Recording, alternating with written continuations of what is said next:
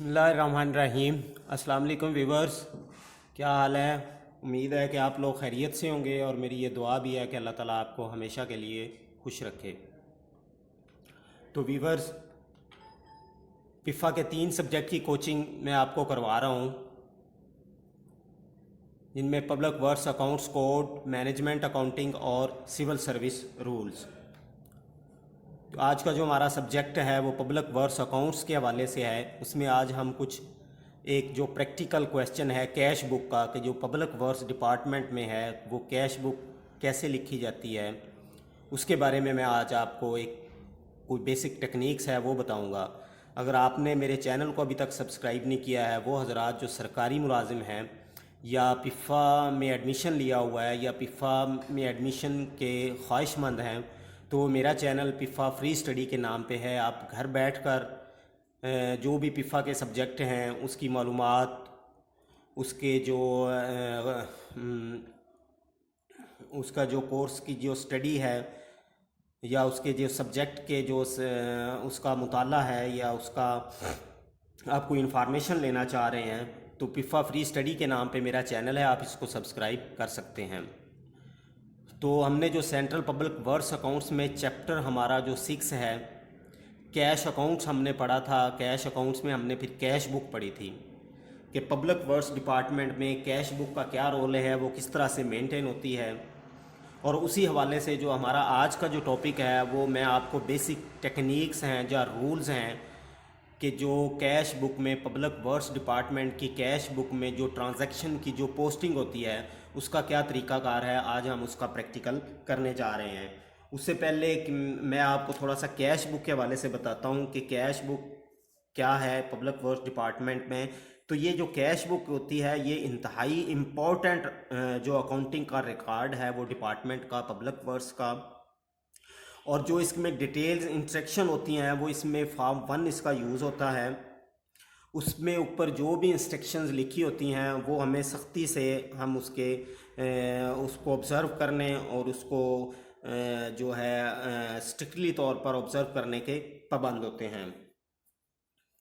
और ये जो अकाउंट होता है कैश बुक ट्रांजैक्शन का, ये कैश बुक में इसको लिखा जाता है। और जो फॉर्म 1 है उसका, वो गवर्नमेंट सेक्टर में फॉर्म 1 इसका यूज़ होता है।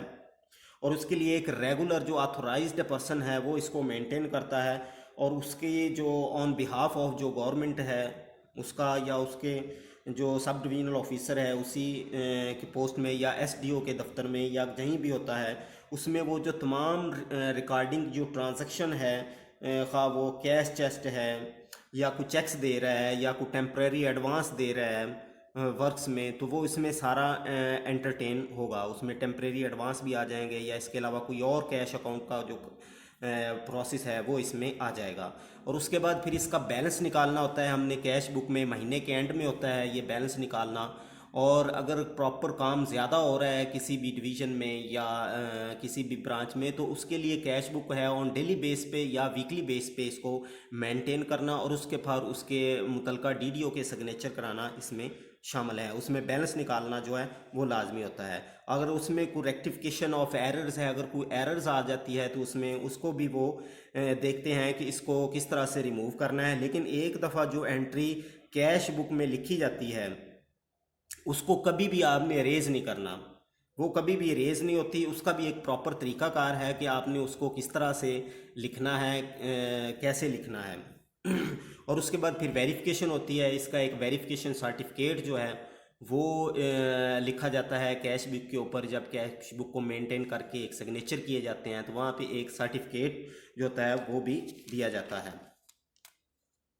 तो इस तरह से सेक्शन जो हमारा कैश बुक के हवाले से है वो सेक्शन 76 टू लेके 82 तक जो हमारे सेक्शन है पब्लिक वर्क्स अकाउंट्स कोड की जो बुक है जो पाकिस्तान में यूज़ हो रही है, तो वो उसके सेक्शन आप उसको देख सकते हैं। चैप्टर जो 6 है उसका कैश अकाउंट है और इस इंतहाई इम्पॉर्टेंट क्वेश्चन है और ये थ्योरी में भी आ सकता है और प्रैक्टिकल में भी।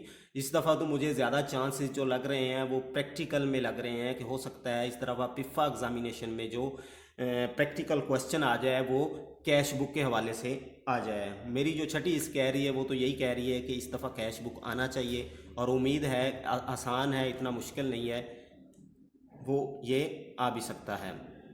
इसमें सबसे पहले मैं आपको दिखाता हूँ जी इसका जो कैश बुक का जो क्या इसका होता है, कैसे होती है। तो इसके फ्रंट पे जो कैश बुक होती है उसके फ्रंट में एक सर्टिफिकेट भी होता है जो इशू किया जाता है। वो इस तरह से कुछ होगा, कैश बुक नंबर 1 लिखा जाता है, 1 है, 2 है, विद इफेक्ट फ्राम 2 है, उसके पेजेस होते हैं, certified this cash book contains, pages जो हैं कहाँ से लेकर कहाँ तक इसके पेजेस जो मुश्तमिल हैं, और ये कहाँ से शुरू हो रही है और कहाँ पे एंड हो रही है। तो इसका जो एग्जीक्यूटिव इंजीनियर है डिवीज़न का, वो इसको साइन करेगा। ये इस तरह सा सर्टिफिकेट है। और उसके बाद मैं आपको दिखाता हूँ कैश बुक के क्या कॉलम होते हैं और ये कैसे किस क्या क्या इसके कॉलम हैं और कैसे इसको हमने मेंटेन करना है। तो इसमें जो फॉर्म 1 है वो हमारा पब्लिक वर्क्स अकाउंट्स की बुक है, जो उसमें जो फॉर्म 1 यूज़ होता है उसी स्केच पे हमारी कैश बुक होती है। और इसका अगर रेफर्ड कोट किया जाए तो इसका पैराग्राफ जो है वो 76 टू लेके 82 ऑफ पब्लिक वर्क्स डिपार्टमेंट, यहाँ पे 6.61 है, ये गलत लिखा हुआ है। यहाँ पे आपने लिखना है जी 76 टू लेके 82 तक जो public works accounts code book का जो पैराग्राफ है वो ये है। तो यहाँ पे कैश बुक ऑफ जिस डिपार्टमेंट की होगी उस डिपार्टमेंट का हम यहाँ पे नाम लिखेंगे, और उसके बाद जिस मंथ को ये कैश बुक लिखी जा रही है फॉर द मंथ ऑफ, वो हम उसका मंथ लिखेंगे और साथ ही ईयर लिखेंगे जो भी होगा, और उसके साथ हमारी जो डिवीज़न है उसका नाम यहाँ पे लिखेंगे। तो इसमें ये हमारे 2 कॉलम मेन होते हैं, एक रसीद साइड का कॉलम होता है और एक पेमेंट साइड का कॉलम होता है। रसीद साइड में हमने जो रिसीव्ड हो रही हैं हमारी अमाउंट्स वो लिखनी है, और पेमेंट साइड पर जो हम कैश पे कर रहे हैं वो हम लिखेंगे। इसमें जो कैश बुक होती है इसमें सिर्फ कैश का हिसाब किताब हमने लिखना होता है, जो कैश हम यूटिलाइज़ कर रहे हैं या रिसीव कर रहे हैं या हम पे कर रहे हैं। जो हम रिसीव कर रहे हैं कैश उसको हम रिसीट साइड में लिखेंगे, और जो हम पेड कर रहे हैं वो हम उसको पेमेंट साइड पे लिखेंगे। तो मैं मज़ीद आगे रसीट की जो साइड है वहाँ पे वो कॉलम बने हुए हैं, डेट ऑफ रसीट है, नंबर ऑफ वोचर्स और रसीट है कि डेट के बाद जो वोचर्स है उसका नंबर लिखना है, फ्राम होम रिसीव्ड कहाँ से वो वसूल हो रहा है वो इस कॉलम में लिखना है, और फ़ोन नंबर पे है अमाउंट जो कैश की अमाउंट है वो फ़ोन नंबर कॉलम पे, और उसके बाद क्लासिफिकेशंस ऑफ रसीट्स, और रसीट्स की जो क्लासिफिकेशंस है वो यहाँ पे लिखी जाएंगी, और डेट ऑफ पेमेंट है वो यहाँ पे डेट लिखी जाएगी, और 7th कॉलम में नंबर ऑफ वोचर्स कोई हैं तो वो इस यहाँ पे मेंशन होंगे, और उसके बाद टू होम पेड का किसको पेड किया जा रहा है, ये पेमेंट साइड है क्लासिफिकेशन तक, और उसके बाद पेमेंट साइड है date of payment, number of vouchers और टू होम पेड किसको पेड हो रही है। फिर आगे मज़ीद फर्दर उसके कॉलम जो पेमेंट के हैं उसमें एक कैश का कॉलम है, एक चेक नंबर अगर किसी चेक के ज़रिए से हो रही है तो उसका चेक नंबर यहाँ पे आएगा, फिर कितनी अमाउंट हो रही है 11 नंबर कॉलम में उसकी अमाउंट लिखी जाएगी, और उसके बाद क्लासिफिकेशन ऑफ चार्जेस हैं वो यहाँ पे लिखे जाएंगे। तो ये है एक स्केच है मैंने आपको जो दिखाया है कैश बुक का, इस तरह से कैश बुक होती है। और आगे हम चल के इसका मैं आपको जो बेसिक जो हमारी टेक्निक्स हैं या रूल्स हैं कि कैश बुक में जो ट्रांजैक्शंस होती हैं उसकी जो बेसिक टेक्निक हैं वो मैं आपको आगे चल के बताऊंगा कि ये कौन सी टेक्निक्स हैं। तो इसमें ये टेक्निक्स हैं, ये मेरी हमारे पास ट्रांजैक्शंस है, सीरियल नंबर है, उसके बाद ट्रांजैक्शंस है कि जो क्वेश्चन सवाल में आएगा वो इस तरह से उसकी ट्रांजैक्शन होगी, और जो उसकी रूल्स ऑफ पोस्टिंग है वो इस तरह से होंगी। और क्वेश्चन किस तरह से, चेक फॉर सेल सेल्फ और फॉर चेस्ट ड्रॉन, कि अगर कोई चेक है सेल्फ ड्रा किया है या फॉर चेस्ट ड्रॉन है तो उसको हमने कैसे लिखना है कि rules on both payment as well as on receipt side, कि उसकी एंट्री जो होती बोथ साइड पे होगी, पेमेंट साइड पे भी होगी और इसके अलावा रसीट साइड पे भी होगी। अगर एक कैंसिल चेक है, कैंसिल चेक की एंट्री कैसे होगी कैश बुक में, तो वो बता रहा है कि entry as minus figure in bank column on payment side, कि जो कैंसिल चेक है उसकी एंट्री माइनस फिगर में होगी और बैंक कॉलम में होगी और पेमेंट साइड पे होगी। और 3 नंबर पे है सेल्फ चेक लॉस्ट, अगर एक सेल्फ चेक है कि वो लॉस्ट हो जाता है तो उसकी एंट्री कैसी होगी, entry as minus on both payment bank column as well as receipt sides, उसकी जो एंट्री होगी वो माइनस फिगर में होगी और दोनों साइड पे होगी, यानी कि पेमेंट साइड पे भी और रसीट साइड पे भी इसकी एंट्री होगी। तो 4 नंबर पे है in contractors bill if recovery is creditable to a head और work other than the work to which the payment is debited, इस तरह से अगर कोई पूछ लेता है तो उसकी एंट्री कैसी होगी, entry for net amount will be in bank column of payment side की, तो इसकी जो एंट्री होगी वो बैंक कॉलम में होगी और पेमेंट साइड पे होगी, इसकी एंट्री रिसीट साइड में नहीं होगी। 5 नंबर पे है कैश फाउंड शॉर्ट, अगर कैश जो है शॉर्ट फाउंड हो जाता है तो उसकी जो एंट्री है एंट्री ऑन पेमेंट साइड, उसकी जो एंट्री सिर्फ होगी पेमेंट साइड पे होगी। कैश फाउंड सरप्लस, अगर सरप्लस को कैश फाउंड हो जाता है तो उसकी एंट्री जो है वो हमारी रसीट साइज पे होगी, कैश बुक की, पेमेंट साइड पे नहीं होगी। 8 नंबर पे है रिन्यूअल ऑफ चेक, अगर एक चेक को रिन्यूअल किया जाता है तो उसकी जो एंट्री रेड एंट्री होगी, red entry on payment side, payment side पे रेड एंट्री होगी रेड इंक के साथ। 9 नंबर पे है impressed, when imprest given red entry on payment side, तो नेक्स्ट मैं आपको चल के बताता हूँ कि रेड एंट्री की एंट्री कैसे करनी है और कैसे होगी। तो इम्प्रेस्ड है व्हेन इम्प्रेस्ड गिवन, जब इम्प्रेस्ड गिवन दिया जाता है तो उसकी रेड एंट्री होगी पेमेंट साइड पे। अगर इम्प्रेस्ड इंक्रीज्ड होता है तो उसकी भी रेड एंट्री होगी और पेमेंट साइड पे होगी। अगर इम्प्रेस्ड को 3 नंबर पे है डिक्रीज होता है तो रेड एंट्री होगी ऑन रसीट साइड पे, और जब इम्प्रेस्ड क्लोज्ड होता है तो रेड एंट्री होगी ऑन पेमेंट साइड पे। 5 नंबर पे है when imprest given by drawing cheque the first 2 entries will be like that of cheque drawn for self followed by red entry on payment side.